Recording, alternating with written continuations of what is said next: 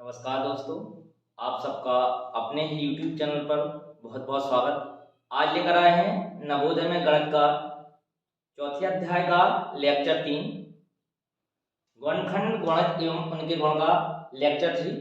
और इसके पहले हम 2 वीडियो अपलोड कर चुके हैं। पहले वीडियो में गुणनखंड गुणज के बारे में विस्तार से एक्सप्लेन किया है और दूसरे लेक्चर पर विगत वर्षों में पूछे गए प्रश्न के 6 सवाल हो गए थे। उसके आगे हम 7वां सवाल चलेंगे। तो 7वें सवाल में कहा है, आप कोई भी काम कर रहे हैं तो उस काम को छोड़ दें, आप अपने पास एक रफ कॉपी ले लें और सवाल को ध्यान से समझें। नवोदय के सवाल एकदम सरल होते हैं, आप सिर्फ भाषा को समझिएगा, एकदम इजी वे से लगाएंगे। कोई सवाल इतना टिपिकल नहीं है कि आपको ना बने। मैं उम्मीद करता हूं आपको सब सवाल सरल लगेंगे। मंजिल उन्हीं को मिलती है जिनके सपनों में जान होती है। दोस्तों, पंखों से कुछ नहीं होता है, हौसला में उड़ान होती है। इसी के साथ आज शुरुआत करते हैं। 7वां सवाल लिखा है, एक संख्या जो 50 से कम है, 7 की गुणज है, के कुल 3 गुणनखंड है, तो वह संख्या क्या है? विकल्प में दिया है कि 14 है, 42 है, 49 है, 70। अब एक संख्या 50 से कम है तो पहली बात ये तो चौथा विकल्प तो ऐसे ही गलत हो गया। और 7 की गुणज है, हम गुणज बता चुके हैं आपको। तो 7 के गुणज का मतलब होता है मल्टीपल, अपवर्त, पहाड़े। 7 कम 7, 7 दूनी 14, 7 की 21, 7 चौको 28, 7 पना 33, 7 42, 77, 49। इस प्रकार से जो 7 के वह संख्या जो 50 से कम है और 7 की गुणज है। तो 7 की गुणज में क्या क्या होंगे? 7 का पाठ हमने लिख दिया, 7 की क्या है? गुणज, मल्टीपल। और कह रहा जो 7 की गुणज में ऐसी कोई संख्या जिसके 3 गुणनखंड है। कितने गुणनखंड है? 3। तो वो संख्या क्या है? अब इसके 7 के गुणनखंड क्या होंगे? 1 गुणा 7, और 14 के 2 गुणा 7, 21 के 3 गुणा 7, और 28 के कितने होंगे? 2 गुणा 2 गुणा 7। लेकिन विकल्प में 28 लिख दिया, इसको लेना ही नहीं है। और 35 हमें विकल्प में देखना, विकल्प में कौन कौन सा 7 का गुणक दिया है। जैसे 14 दिया तो 14 के गुण कितने गुणनखंड है? सिर्फ 2 है। कितने हैं? 2, 2 गुणा 7। 42 के कितने होते हैं? हमने 14 का 2 गुणा 7, 42 के कितने होते हैं? 2 गुणा 3 गुणा 7। आप जब 42 के गुणनखंड करोगे इस प्रकार से, सबसे पहले सबसे छोटी आवाज संख्या का भाग दिया जाता है तो कितना आता है? 2 का 21 आएगा। अब सबसे छोटी आवाज संख्या 2 का भाग नहीं जा रहा तो 3 का देंगे तो कितना आ जाएगा? 7 का। तो गुणनखंड कितने हो गए? 2 गुणा 3 गुणा 7। इसी प्रकार आप 49 के करोगे, 49 के गुणनखंड कितने होते हैं? 7 गुणा 7। अब विकल्प में क्या कह रहा था? वो संख्या जो 50 से कम है, जी 70 50 से ज्यादा थी इसलिए हमने क्रॉस कर दिया। 3 विकल्प बचे हमारे पास, 14, 42, 49। अब इसमें 7 की गुणज है, अब तीनों 7 की गुणज है, 14 भी है 7 गुणज, 42 भी, 49। अब बता कौन सा सही? फिर कह रहा कि 3 गुणनखंड है, इसके 2 गुणनखंड है, इसके 2 गुणनखंड, तो ये भी गलत, ये भी गलत। सही कौन सा हो जाएगा? 42। 2 गुणा 3 गुणा 7, इसके गुणनखंड कितने हैं? 3। कितने हैं? 3। मतलब आप जब विकल्प लगाएं, सबसे पहले क्रॉस मेथड विधि का प्रयोग करें। जो गलत है उसको पहले काट दें, फिर टर्म बाय टर्म चलते जाए। 7 की तीनों गुणज है, लेकिन फिर क्या कि कुल 3 गुणनखंड है। हमने गुणनखंड की 14 का, 42 का, 49 का, तो इनके 2 थे, हमने क्रॉस कर दिया तो सही अपने मन से बच गया। अब अगला नेक्स्ट सवाल देखेंगे। और 8वां सवाल लिखा है, एकदम बिल्कुल इजी है। उम्मीद करता हूं आपको पूरा बन जाएगा, समझ में भी आ जाएगा। जिसको नहीं बन रहा तो लिखा 12 तथा 15 के सर्वनिष्ठ गुणनखंड क्या है? मतलब कॉमन फैक्टर, दोनों में कौन सा गुणनखंड मिल रहा तो आप देखेंगे कॉमन गुणनखंड। तो जैसे हम 15, 12 और 15 दो संख्याएं दी हैं, इनके आप गुणनखंड कीजिएगा। तो गुणनखंड की आप परिभाषा जान चुके हैं। अब 12 का गुणनखंड 1 हो जाएगा, 2 हो जाएगा, 3 हो जाएगा, 4 हो जाएगा, और 6 हो जाएगा, और 12 हो जाएगा। मतलब आप इसमें देख पा रहे हैं कि 12 में किन किन संख्याओं का भाग जा रहा है। जिन जिन संख्याओं का जा रहा वो संख्या की क्या है? गुणनखंड। सीधी बात, जिन जिन संख्याओं का भाग जा रहा वो संख्या की क्या कहलाती है? गुणनखंड कहलाती है। तो 12 के 15 के गुणनखंड, 15 में 1 का भाग चला जाएगा, 3 का चला जाएगा, 5 का चला जाएगा, 15 का चला जाएगा। गुणनखंड एकदम सरल है, आपने कर लिए। जिन जिन संख्याओं का किसी संख्या में भाग चला जाए वो संख्याएं उस संख्या का क्या कहलाती हैं, गुणनखंड कहलाती हैं। अब इन बता दोनों में कॉमन क्या हो रहा, एक कॉमन हो रहा और क्या कॉमन हो रहा है, इसके बाद 3 भी कॉमन हो रहा। तो अब सर्वनिष्ठ गुणनखंड कौन है, जो दोनों में मिले। सर्वनिष्ठ गुणनखंड कॉमन फैक्टर 12 और 15 में एक भी है और 3 दोनों में मैच हो रहा, तो ये क्या हो गए, सर्वनिष्ठ गुणनखंड। उम्मीद करता हूं समझ आ गया। अगला सवाल नेक्स्ट देखेंगे। नवा सवाल है 37,800 का अभाज्य गुणनखंड क्या है। अभाज्य गुण निकालने की विधि बता चुका हूं। जिन संख्याओं के यदि गुणनखंड अभाज्य हों तो वो अभाज्य गुणनखंड कहलाते हैं, प्राइम फैक्टर। एकदम इजी है, आप कर सकते हैं। ऐसा कोई काम नहीं जो आप ना कर सकें, बस सिर्फ सोचने का तरीका, नजरिया होना चाहिए। सबसे पहले अभाज्य गुणनखंड, तो सबसे छोटी अभाज्य संख्या क्या होती है, 2। हम 2 का भाग देंगे। आपने भाग दिया 2 एकम 2, आप इसमें भाग देना है, उधर भागफल लिखते जाना है। पूरा पूरा भाग जाएगा जिस संख्या का आप अभाज्य संख्या का भाग देंगे। 2 एकम 2, इसके बाद आ जाएगा 8 दूनी 16 9 0 0। इसके बाद पुनः 2 का भाग जा रहा है, जब तक 2 का भाग जा रहा है जब तक देते जाएं। इसके बाद 3 का दें, 2 का जा रहा 9 दूनी 18 और 450। इसके बाद अब चेक 2 का घर भी जा रहा। हमने विभाज्यता के नियम बताए हैं कि 2 से विभाज्यता का नियम क्या होता है, 3 से क्या होता है, 4 से, 5 से, 6। इस प्रकार से संख्याओं के जो विभाज्यता का नियम जो चैप्टर है उसमें दिया गया है। इसके बाद 2 का भाग जा रहा तो कितने बार जाएगा, 47 25। अब जिन संख्याओं में भैया पीछे का कसम उसमें 2 का भाग जाएगा नहीं। अब 2 के बाद संख्या चेक करेंगे किस संख्या का जा रहा, तो किस संख्या का जाएगा, 3 का जाएगा। भाग दीजिएगा इसमें, 3 कम 3 3 5 15 7 21 5 3 15। इसके बाद पुनः 3 का दें तो कितना आ जाएगा, 5 3 15 25 3 75। अब 3 का जा रहा, चेक कर लें तो कितना आएगा, 3 कम 3 और 7 21 5 3 15। अब किसका जा रहा, 3 का चेक कर ले जा रहा कि नहीं, नहीं जा रहा। 3 के बाद अभाज्य संख्या होती 5। अब 5 का भाग दीजिए तो कितना होता है, 5 3 15 5 25। फिर 5 का जा रहा 57 35। 5 के बाद अभाज्य संख्या 7 होती है, 7 का देंगे। इस प्रकार से गुणनखंड करना एकदम सरल होते हैं। तो 37,800 के गुणनखंड क्या हो जाएंगे, 2 गुणे 2 गुणे 2 गुणे 3 गुणे 3 गुणे 3 गुणे 5 गुणे 5 गुणे 7, ये हो जाएंगे या अभाज्य गुणनखंड। तो अभाज्य गुणनखंड एकदम इजी होते हैं, बस केवल आप भाग क्रम से भाग देते जाएं अभाज्य संख्याओं के। अभाज्य गुणनखंड इस तरह से चाहे सवाल जो आ जाए पैटर्न यही लगना है। अब अगला सवाल देखते हैं, नेक्स्ट 10वां सवाल। अगला सवाल था 10वां, निम्न में से 316 का कौन गुणनखंड नहीं है। विकल्प दिए हैं, आप 4 में से कोई एक सही होगा। आप राम भरोसे टिक ना लगाइएगा। अब विधि समझिएगा क्या है। लिखा 316 का कौन गुणनखंड नहीं है। जैसे आप लिख रहे 316 का कौन गुणनखंड नहीं है, आप 316 की पहली विधि तो ये कहती है आप 316 के गुणनखंड लिख लो।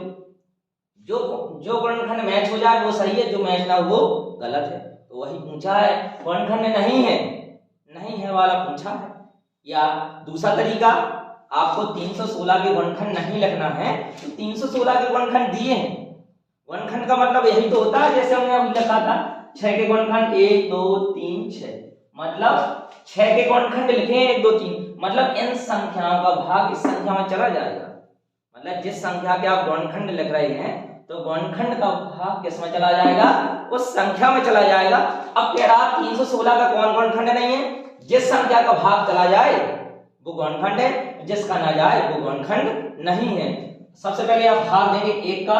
भैया 1 हमने मेमोरी टिप्स में लिखाया था, एक प्रत्येक संख्या का क्या होती है, गुणनखंड होती है, इसलिए पहला वाला तो गुणनखंड है। सवाल में पूछा नहीं है, कई लड़के यही मात खा जाते, पूछा कुछ और है, जल्दी जल्दी आवेश के मारे बन तो रहा है लेकिन गलती यही कर देता है। आपको जो मैं समझ बता रहा हूं, जो नहीं वाले हुआ करें क्वेश्चन उसको ध्यान से टिक लगाया करें। आपको बनता तो है लेकिन आप आवेश के मारे जल्दी से गलत कर देते हैं। तो आप इस सवाल को बारीक से देखिएगा। फिर 158 का भाग देंगे, जा रहा कि नहीं जा रहा, 316 में चला जाएगा 2 बार में, 316 पूरा पूरा।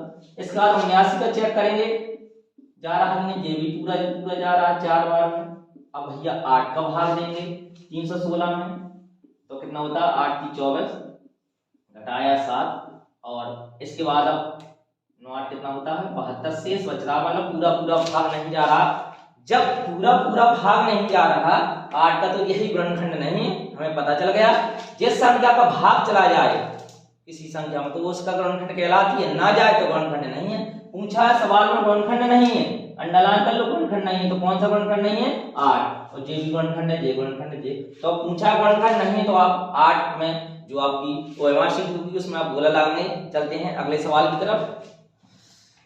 लिखा अगला सवाल 11वां, 4 की घात 11 गुणा 7 की घात 5 गुणा 11 की घात 3। पूछा कि अभाज्य गुणनखंड कुल कितने हैं। सवाल एकदम सरल है, कई लोग मैंने अक्सर देखा कि बहुत गलती कर देते हैं। पूछा है अभाज्य गुणनखंडों की संख्या, तो वो करेगा क्या, वो जल्दी से कर देगा कि इसकी घात 11 है, इसकी घात 5 है, इसकी घात 3 है, तो वो जोड़ देगा 5 11 5 16 16 3 अब 19। उसने ऐसे करके विकल्प 19 नहीं, उसमें से इनमें से कोई नहीं विकल्प दिया है, लड़का बहुत कंफ्यूजन हो जाता है, उसको टिक मार देगा, वो गलत कर रहा है। आप क्वेश्चन को पढ़ें और समझें, तब आप अच्छी तरह से फाइट कर पाएंगे। एग्जाम तो बहुत सरल होता है, सिर्फ जल्द सवाल को आप पढ़ना और समझ लें तब उसका गोला भरें। करना क्या है, पूछा अभाज्य गुणनखंड। अभाज्य गुणनखंड आपने समझ लिया, जिन संख्याओं के गुणनखंड अभाज्य हो वो क्या कहलाते हैं, अभाज्य गुणनखंड कहलाते हैं। तो भैया एक इसमें ब्लैक शीट घुसा है, ब्लैक शीट क्या घुसा है आपको देख भी रहा, हम बता दें। अब इसमें 7 अभाज्य है, मतलब 7 में किसी अन्य संख्या का भाग नहीं जा रहा, एक और स्वयं के अतिरिक्त 11 भी अभाज्य है 7, लेकिन 4 अभाज्य नहीं है, 4 भाज्य है। आपको 4 को अभाज्य में बदलना पड़ेगा। तो 4 को हम क्या लिख सकते हैं भैया, 2 गुणा 2 का मतलब क्या होता है 4, मतलब 2 की घात 2 का मान कितना होता है 4। तो आप 4 की जगह क्या लिख सकते हैं 2 की घात 2 और की पावर 11 गुणा 7 की घात 5 गुणा 11 की घात 3। अब 2 अभाज्य संख्या होगी, कैसी संख्या होगी अभाज्य। एक घातांक के नियम में अभी आप आगे पढ़ेंगे, घातांक का नियम आप पढ़ोगे जब, अगर a की पावर m है, घात के ऊपर घात है, तो घात घात का क्या होता है गुणा होता है। हम m का गुणा n में काटेंगे तो a की पावर m इंटू n आ जाएगा। यही अब 2 की घात 2 है, उसकी घात कितनी है 11, आप इनका घात घात का गुणा होता है, गुणा कर दीजिएगा। 2 का गुणा 11 में करेंगे तो 22 आएगा, 2 की घात 22 गुणा 7 की घात 5 गुणा 11 की घात 3। अब अभाज्य गुणनखंडों की संख्या पूछिए कुल कितने हैं। अब 2 भी अभाज्य है, 7 भी अभाज्य है, 11 भी अभाज्य है। अब अभाज्य संख्या के ऊपर जो घात है वो गुणनखंडों की संख्या, मतलब आप 2 को 22 बार लिखेंगे, 7 को 5 बार लिखेंगे और 11 को 3 बार लिखेंगे। जैसे आपने 2 को 22 बार लिख दिया, 7 को 5 बार, 11 को 3 बार, तो कितने बार लिख दिया 2 को 22 बार, 7 को 5 बार, 22 7 कितने हो गए 27 और 11 को 3 बार 27 3 30। मतलब हम इस संख्या के जो अभाज्य गुणनखंड कुल कितने हैं 30, कितने हैं 30। 2 को 22 बार लिखेंगे और 7 को 5 बार लिखेंगे, 11 को 3 बार, तो कितने हैं कुल अभाज्य गुणनखंड संख्या 30। आप 30 में क्या भर देंगे बोला, एकदम सरल सवाल था। चलते हैं नेक्स्ट सवाल की ओर। लिखा है एकदम सरल है, 30 के सभी गुणनखंड कितने होंगे। मतलब विकल्प दे दिया एकदम सरल है, लेकिन कई लड़के यहीं पर कंफ्यूजन हो जाते हैं, उस बात को समझ नहीं पाते। वो आवेश में आकर करता क्या है कि भैया 8 को भाग 30 में दे दे, नहीं यार 9 को भाग 30 में दे दे, नहीं यार 10 को भाग 30 में चलो यार, तो वही जय बोला मार दे, जय गलत है सवाल। लगाने कैसा है एकदम सरल है, आसान तरीका से हम बता रहे हैं। हमने संख्या 30 लिखी, क्या लिखी 30। अब 30 संख्या तो लिख दी, लिखा 30 जो संख्या 30 है उसके सभी गुणनखंड कितने होंगे। जो लड़के ज्यादा स्मार्ट होते हैं 10 को लगा देते हैं, वो गलत हो जाता है। मतलब संख्या 30 में किन किन संख्याओं का भाग जा रहा है ये पूछा है, ना कि किस संख्या का जा रहा है, ये नहीं पूछा है गुणनखंड कितने होंगे। गुणनखंडों की संख्या अंक में पूछिए, गुणनखंडों कितने गुणनखंड है कुल, गुणनखंडों की संख्या पूछिए, ये नहीं पूछा कि किस संख्या का भाग जा रहा है। आप सवाल को समझे, 30 के सभी गुणनखंड कितने होंगे, तो 30 में किन किन संख्याओं का भाग जा रहा है, आप ये निकाल लीजिए, एकदम सही सवाल सही हो जाएगा। 30 में 1 का भाग जाएगा, 2 का जाएगा, 3 का जाएगा, 5 का जाएगा, 6 का जाएगा, 10 का जाएगा, 15 का जाएगा, उसके बाद 30 का जाएगा। कितनी होंगी संख्याएं? 1 2 3 4 5 6 7 8। कितने गुणनखंड है टोटल? 8। कितने हैं? 8। तो मतलब 30 के कुल गुणनखंड कितने हैं? 8। गुणनखंडों की संख्या पूछा था तो आप 8 सही है, ये गोला भरेंगे। चलते हैं अगले सवाल की तरफ। अब वही अगला सवाल एकदम सेम है, उसमें पूछा था 30 के कुल कितने गुणनखंड है, इसमें पूछा है 45 के गुणनखंड कौन कौन से हैं। मतलब जो संख्या 45 है, 45 में किन किन संख्याओं का भाग जा रहा है, जिन जिन संख्याओं का भाग जाए वो संख्या क्या कहलाती हैं? गुणनखंड कहलाती हैं। तो 45 में सबसे पहले 1 का, भैया बताया था मैथ टेस्ट में, एक प्रत्येक संख्या का गुणनखंड होती है, स्वयं संख्या उस अपनी संख्या का क्या होती है? गुणनखंड होती है। 1 का भी जा रहा, 2 का जाएगा नहीं, 3 का जाएगा, 4 का जाएगा नहीं, 5 का जाएगा, 6 का नहीं जाएगा, ना 7 का जाएगा, ना 8 का जाएगा, फिर किसका जाएगा? 9 का, ना 10 का जाएगा, ना 11 का जाएगा, ना 12 का, ना 13 का, ना 14 का, सीधे किसका जाएगा? 15 का जाएगा। फिर किसी का नहीं जाएगा, फिर सीधे स्वयं का जाएगा। तो किन किन संख्याओं का भाग जा रहा? 1 3 5 9 15 45। ये संख्या के क्या है? गुणनखंड। एक विकल्प में ये दिया है, जो दूसरे विकल्प में आप उसको सही कर देंगे। चलते हैं अगले सवाल की तरफ। लिखा है अगला सवाल, ये भी सरल है। पूछा है निम्नलिखित में से कौन सी संख्या 12 का गुणज है। गुणनखंड वाले सवाल समाप्त हुए, अब गुणज वाले। गुणज में सीधा, ये तो और सरल है, सीधे आप पहाड़ा पढ़िए, गुणज वाले सवाल बन जाएंगे।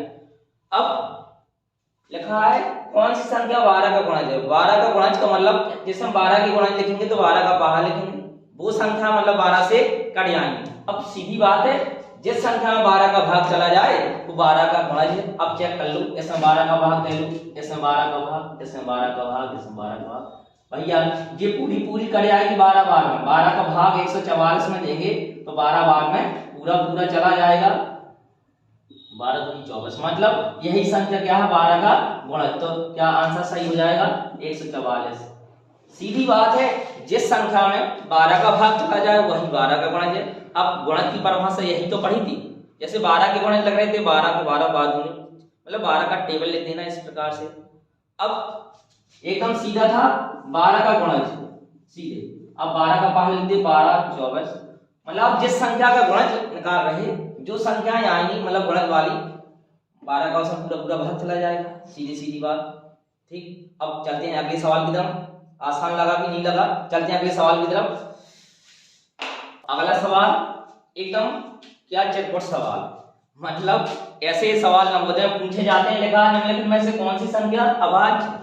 अब अभाज्य संख्याओं की पहले चैप्टर में आप परिभाषा पढ़ी थी, ऐसी संख्याएं जिसमें स्वयं और एक के अतिरिक्त किसी अन्य संख्या का भाग न जाए वो अभाज्य संख्याएं, इसी को हम ऋण संख्याएं बोलते हैं।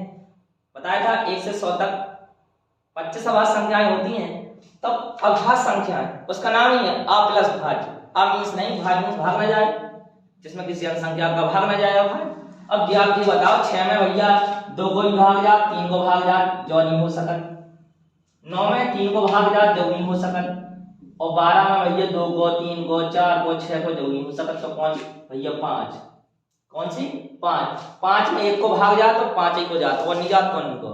जैसे 2 3 5 7 जो अभाज्य संख्याएं होती हैं, 2 3 5 7 11 इस प्रकार से। भैया इसमें ना तो 2 है, ऑप्शन में 5 है, तो 5 सही हो जाए। चले अगले सवाल की तरफ। अब अगला सवाल 16वां सवाल, निम्नलिखित में से कौन सी संख्या भाज्य है। अब भाज्य को जब समझेंगे, भाज्य संख्या हमने लिखाई है कंपोजिट नंबर, इंग्लिश में क्या बोलते हैं? Composite number. जिन संख्याओं में स्वयं और एक के अतिरिक्त अन्य संख्याओं का भाग जब पूरा चला जाता है तो वो भाज्य संख्या कहलाती है। अब सवाल पूछ रहा कौन सी भाज्य संख्या। सबसे पहले तो आप 2 का भाग दें, 3 का दें, आप जब चेक करना है कौन सी भाज्य है। अब इसमें 2 का भाग आप प्रत्येक में दो, 2 का भाग किसी में नहीं जा रहा, आप 3 का भाग दो, इसमें 3 का भाग दीजिए, इसमें 3 का दीजिए, इसमें 3 का दीजिए, तो चेक हो जाएगा। जिसमें चला जाएगा वो भाज्य है, जिसमें नहीं जाएगा वो अभाज्य है। 3 से पता चल जाएगा। 3 का भाग इसमें देंगे तो 41 बार में चला जाएगा। कितनी बार में? 41 बार में। मतलब आप जब 3 का भाग 123 में देंगे तो 4 3 12, 3, 3 कम 3, तो कितना आ जाए? तो 3 का भाग 123 में चला जाएगा, मतलब यही भाज्य है, और किसी में 3 का भाग जा नहीं रहा। तो हमसे पूछा था कौन सी भाज्य संख्या है, तो भाज्य पहले से पता चल गई, तो कौन सा विकल्प सही है? 123। आप 123 में क्या लगा देंगे? गोला बना देंगे। चलते हैं अगले सवाल की तरफ। अगला सवाल है 7वां, लिखा है छोटी से छोटी संख्या क्या है जिसे 72 से गुणा करने पर 112 का गुणज प्राप्त होता है। सवाल जी कई विधि से लग जाता है, लेकिन हम एकदम सरल विधि से बताएंगे, बहुत आसान है। आप देखिएगा, अब वह कौन सी छोटी से छोटी संख्या जी? 4 संख्याएं दी हैं, विकल्प आपको दी हैं 4 ऑप्शन, जिससे 72 से गुणा करने पर, किससे गुणा करने पर? 72 से। प्रत्येक में आप 72 का गुणा करा दीजिए, स्टेप बाय स्टेप आप पढ़िए। हमने प्रत्येक में 72 का गुणा करा दिया। इधर तक किसी को कोई प्रॉब्लम? यदि आपको कोई प्रॉब्लम होती है, किसी क्वेश्चन समझ में नहीं आता है, तो आप कमेंट बॉक्स में डाल दीजिएगा कि हमें सर जी समझ में नहीं आया। उसको जो कल डाउट, प्रत्येक सैटरडे को या संडे को एक डाउट क्लास रहेगी, उसमें आप सभी डाउट सुलझा दिए जाएंगे। आप अभी कमेंट बॉक्स में कर दीजिएगा, तो आपकी प्रॉब्लम सॉल्व हो जाएगी। हम ऐसा कोई सवाल नहीं छोड़ते कि आपको डाउट रहे। तो उम्मीद करता हूँ आप बहुत आसानी से समझ रहे होंगे। तो सवाल समझिएगा, वह कौन सी छोटी से छोटी संख्या थी? 4 छोटी से छोटी संख्याओं के ऑप्शन दे दिए, जिसे 72 से गुणा करने पर, हमने प्रत्येक संख्या 72 से गुणा करा दिया। कह रहा गुणा करने पर 112 का क्या प्राप्त हो जाए? गुणज प्राप्त हो जाए। अब गुणज की परिभाषा क्या पढ़े थे? जो गुणज लिखे थे, आप जिस संख्या का गुणज निकाल रहे, गुणज वे संख्या होती हैं, आप जिस संख्या का गुणज निकाल रहे उस संख्या का उसमें भाग चला जाएगा। जैसे आप 5 के गुणज निकाल रहे थे कि कितना होता? 5, 10, 15, 20, 25। आप जैसे 5 के गुणज ये निकाले थे, जिस संख्या के आप गुणज निकाल लेंगे, 5 का भाग आप प्रत्येक संख्या में देंगे तो पूरा चला जाएगा।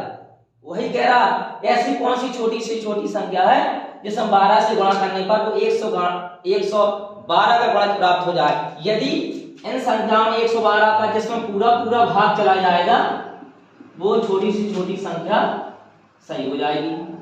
एकदम इजी है और कुछ करना ही नहीं है। एक बात समझ लो, वह छोटी से छोटी संख्या क्या है? 4 ऑप्शन ही छोटी से छोटी संख्या को, जिससे 72 से गुणा करने पर, हमने प्रत्येक संख्या 72 का गुणा करा दिया।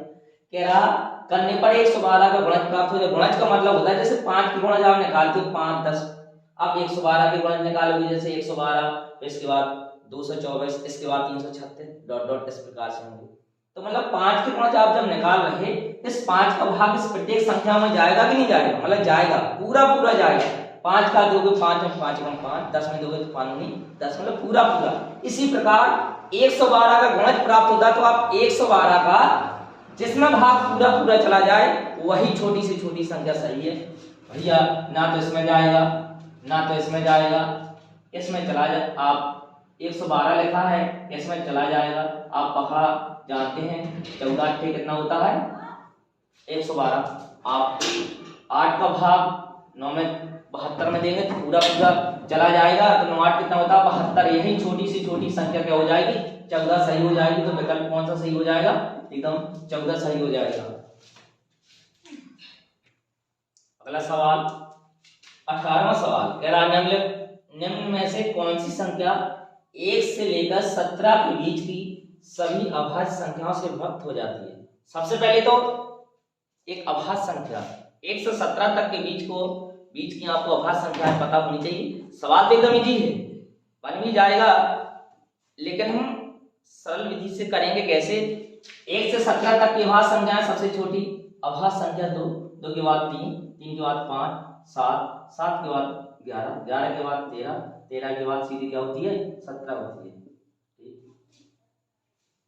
1 से 17 के बीच की पूछा है, तो आप 17 को कंक्लूड नहीं करोगे कि बीच की पूछा, मतलब 1 और 17 के बीच में कितनी अभाज्य संख्या है? तो कितनी है? 2, 3, 5, 7, 11, 13। सबसे पहले हम 4 विकल्प दिए हैं। कौन से ऑप्शन दिए हैं?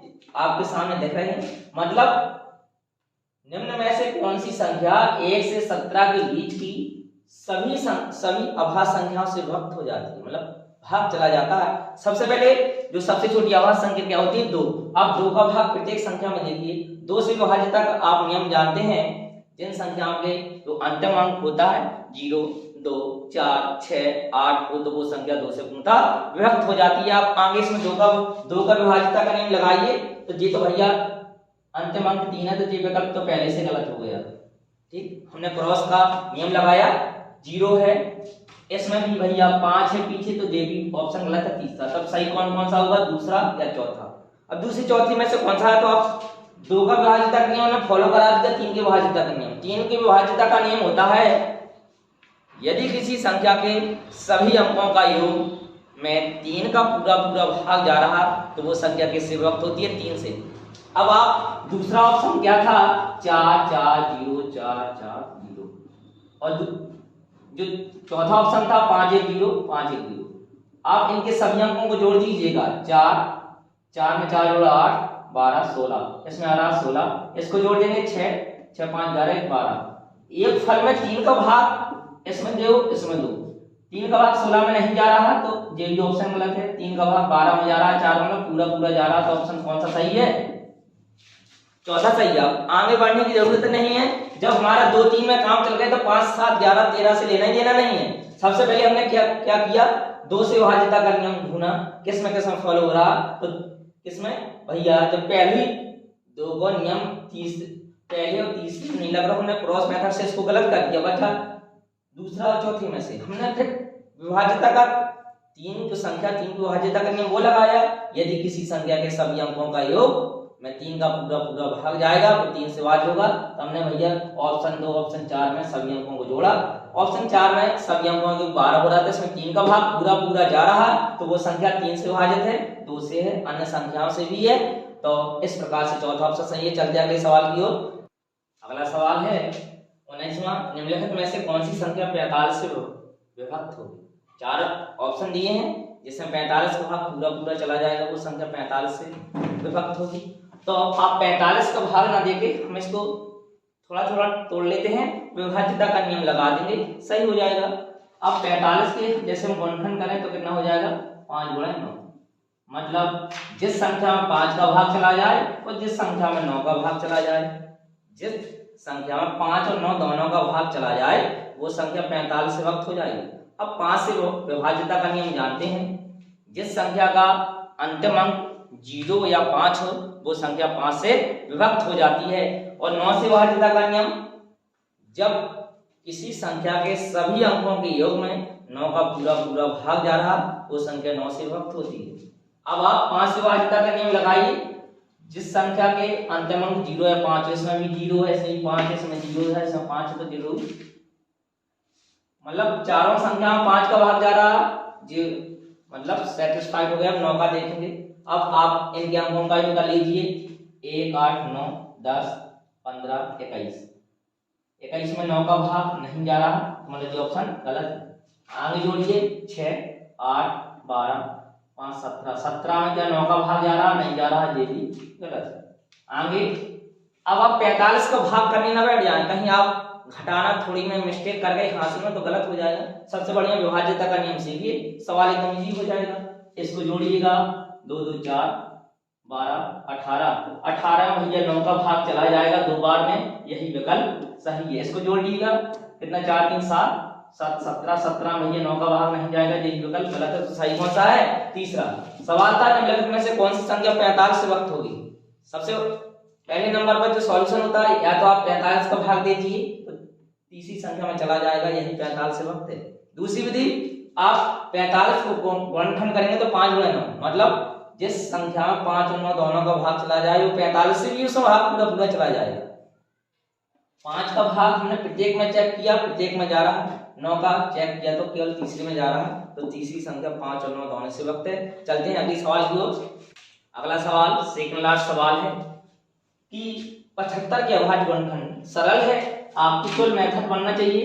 75 में आप सबसे पहले 2 का भाग देंगे, 2 का नहीं जा रहा, 2 के बाद अभाज्य संख्या होती है 3, तो 3 का चला जाएगा, 25 3 75, फिर 3 का देंगे, 3 का नहीं जा रहा, 3 के बाद अभाज्य संख्या 5 होती है, 5 का देंगे, 25 फिर 5 का 1, तो 75 के अभाज्य गुणनखंड के आगे 3 गुणे 5 गुणे 5। इस प्रकार से सवाल लगाना है। अब चलते हैं अगले सवाल की ओर।